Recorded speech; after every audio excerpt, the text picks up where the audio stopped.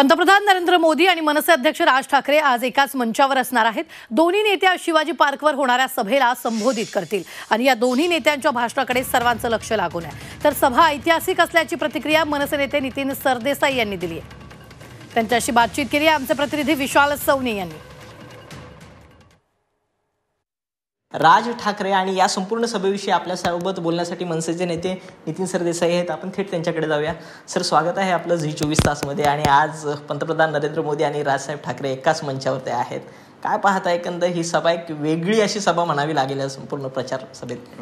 नक्कीच ही ऐतिहासिक सभा असणार आहे, कारण भारताचे पंतप्रधान सुद्धा मला वाटतं जवळपास 22 वर्षानंतर शिवतीर्थावरती भाषण करणार आहेत। त्यामुळे त्या अर्थाने ती ऐतिहासिक आहे। आणि त्याचबरोबर आमच्या पक्षाचे अध्यक्ष सन्माननीय राजसाहेब ठाकरे सुद्धा त्या व्यासपीठावर असणार आहेत। त्यामुळे असं ह्यापूर्वी कधीच घडलेलं नाही आहे। त्यामुळे सर्व अर्थानेच ही सभा ऐतिहासिक असणार आहे। प्रभावशाली तर राजसाहेबांची आणि मोदी साहेबांची दोघांची भाषणं नेहमीच असतात, त्यामुळे प्रभावशाली तर होणारच। थोडेच तास राहिले आहेत, आपण सगळ्यांनीच त्याची वाट बघितलेली बरं।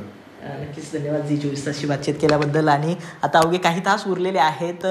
पंतप्रधान मोदी आणि राज ठाकरे एकाच मंचावर आहेत आणि हे नेमकं काय बोलणार याकडे सगळ्याच महाराष्ट्राचं लक्ष लागलंय। कॅमेरा पर्सन प्रकाश विशाल सवने, झी 24 तास, मुंबई।